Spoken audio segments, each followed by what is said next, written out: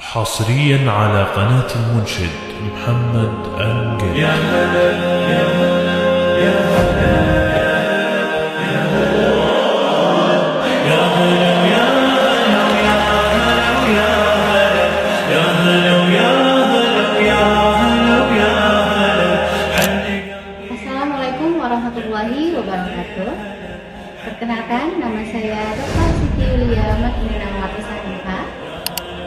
Saya dosen dari program studi Hukum Ekonomi Syariah Institut Agama Islam Imam Syafi'i Indonesia.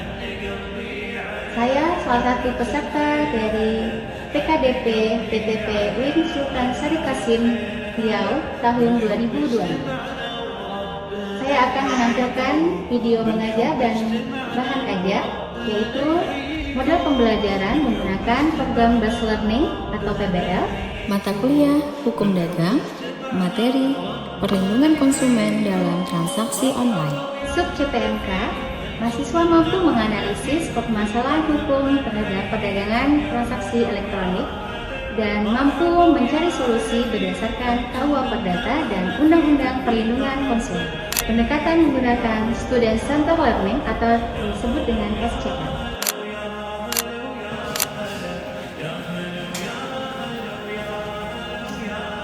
Assalamualaikum.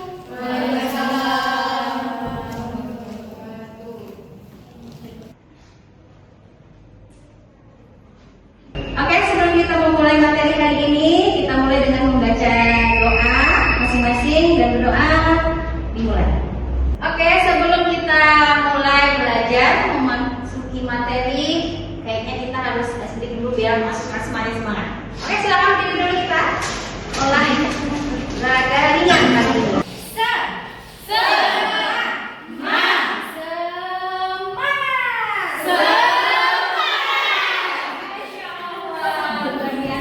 Oke, hari ini sebelum kita memulai, itu mau absen dulu mahasiswa yang hadir hari ini. Ya, ada nama-namanya. Salsabila, Aisyah.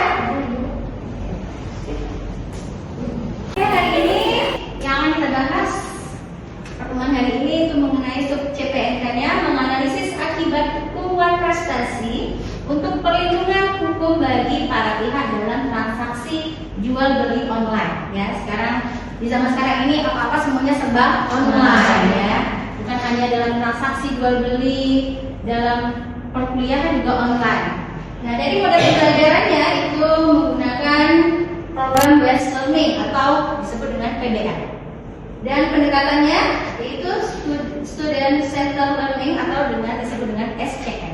Nah, di sini ada yang menampilkan ilustrasi kasus. Salah satunya itu ada seseorang membeli laptop melalui online aplikasi, yaitu Andi membeli laptop melalui marketplace dengan harga 10 juta. Penjual berjanji menggunakan laptop baru sesuai aplikasi yang sudah dispesifikasikan di iklannya. Namun setelah barang diterima, ternyata laptop yang datang adalah barang bekas. Seperti yang digambar itu, ternyata laptopnya pecah. Tidak sesuai dengan apa yang ditampilkan dari iklan itu.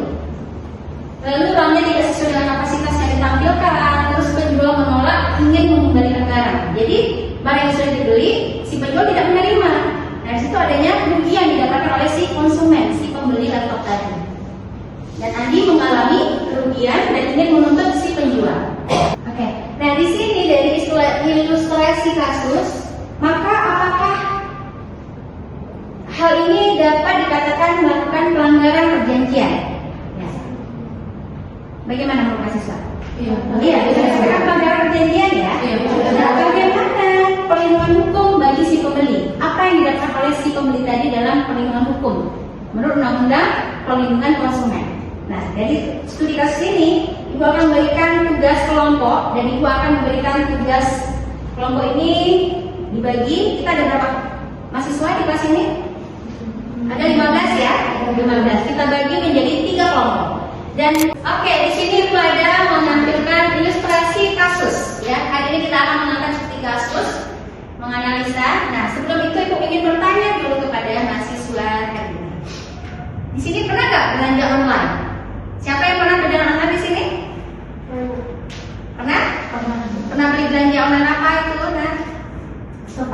sepatu. Sekali ya, memang mahasiswa butuhnya sepatu ya. Terus ada nggak yang pernah belanja online? Terus iklannya apa, tapi barang yang disampaikan itu tidak sesuai? Pernah? Siapa namanya? Nabila. Ya. Gimana rasanya Nabila? Kecewa ya. Selain kecewa, merasa rugi ya. Rugi. Apalagi barang yang kita beli itu tidak murah. Ya. Terus, apakah menurut mahasiswa orang yang belanja online itu barangnya tidak sesuai? Apakah bisa meminta ganti dan menuntut si penjual tadi? Siapa yang bisa jawab? Bisa. Ya, bisa. Nah, disinilah kita akan menganalisa, mengangkat studi kasus, bagaimana hukum itu, perlindungan hukum itu buat konsumen yang mendapatkan rugi dari apa yang dia beli, tapi tidak sesuai dengan apa yang diiklan. Ibu akan memberikan tugas kelompok, dan Ibu akan memberikan tugas kelompok ini dibagi. Kita ada berapa mahasiswa di kelas ini? Ada 15 ya? 15. Kita bagi menjadi 3 kelompok. Dan untuk pembagian kelompok, Ibu tidak akan membeda-bedakan mahasiswa. Ya, semuanya sama, tidak ada perbedaan, tidak ada membeda-bedakan. Jadi, silakan mahasiswa untuk membagi menjadi 3 kelompok. Silakan dibagi dulu urutan kelompoknya. Dibikin lingkaran 3 kelompok. Oke, Ibu akan memberikan lembaran untuk diisi setiap kelompok. Nanti tolong dibikin di sini poin-poin dari kasus yang diangkat. Ya, silakan ditulis masing-masing kelompok. Dari tugasnya itu setiap kelompok memberikan mengangkat masalah itu. Kelompok pertama, ya, kelompok pertama itu mengidentifikasi fakta hukumnya. Ya, kelompok kedua itu menentukan unsur tuan prestasi. Ya. Dan yang kelompok ketiga menentukan bentuk penyelesaian sengketanya bagaimana. Ya. Oke, tadi Ibu sudah memberikan juga link, boleh dibuka dari handphonenya, link kasus dan artikel yang bisa dijadikan referensi mahasiswa dalam mengupas studi kasus yang hari ini kita kupas. Dan bisa juga dilihat dari, ada yang bawa buku kan? Semuanya bawa buku ya? Ada yang bawa kata-kata, perlindungan konsumen, hukum dagang ya? Bisa dibuka dari situ ya, sumbernya bisa dilihat. Jadi mahasiswa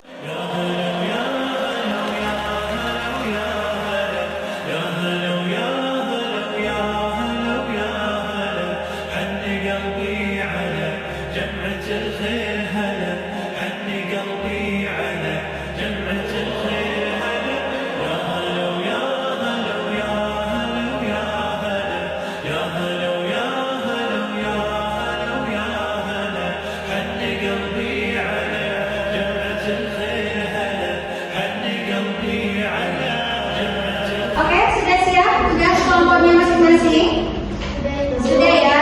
Oke, persilakan kepada kelompok pertama dulu untuk memberikan hasil diskusi kelompoknya. Oke, silakan kelompok pertama.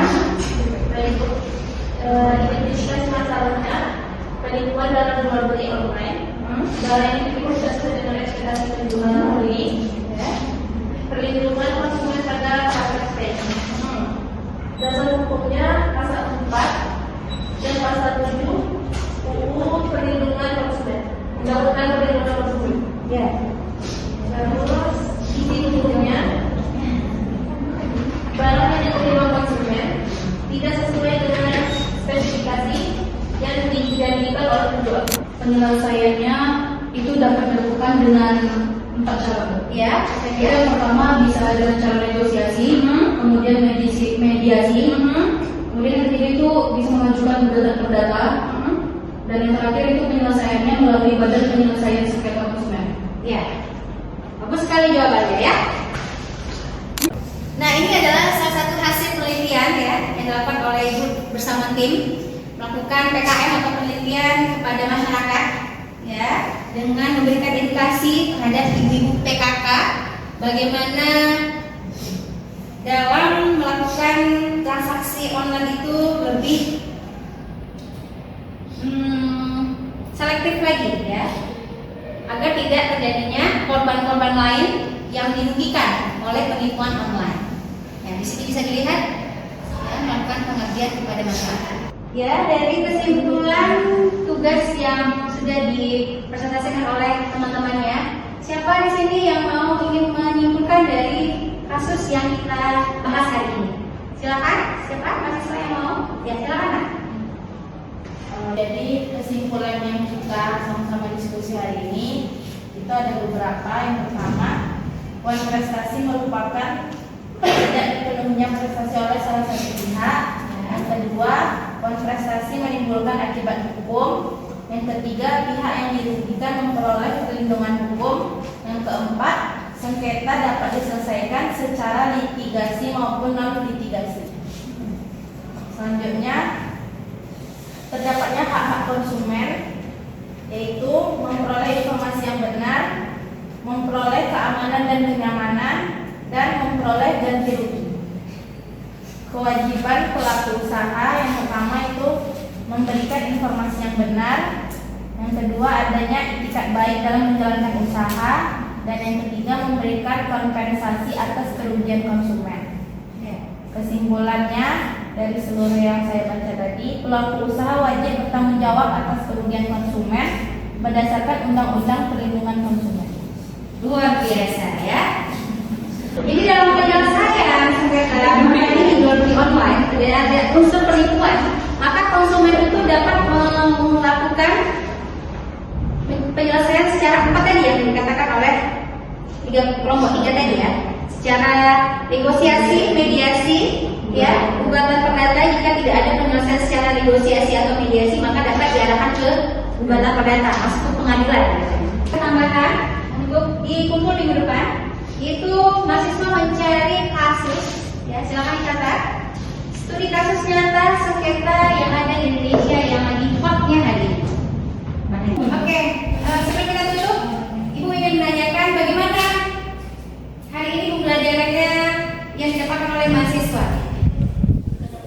Seru ya, seru. Pengen menambah ya, menambah insight. Iya, insight karena memang fakta di lapangan dengan kehidupan sehari itu nyata ya. Jadi sangat bermanfaat sekali untuk mahasiswa dalam kehidupan nyata yang memang di zaman sekarang ini serba digital, serba online. Oke, dan hari ini kita tutup perkuliahannya. Mudah-mudahan apa yang didapatkan materi hari ini mahasiswa dapat memahami ya dalam menerapkan hukum bisnis dalam kehidupan sehari-hari dan bisa memberikan ilmunya untuk orang lain di luar sana. Ya, demikian. Assalamualaikum warahmatullahi wabarakatuh. Waalaikumsalam.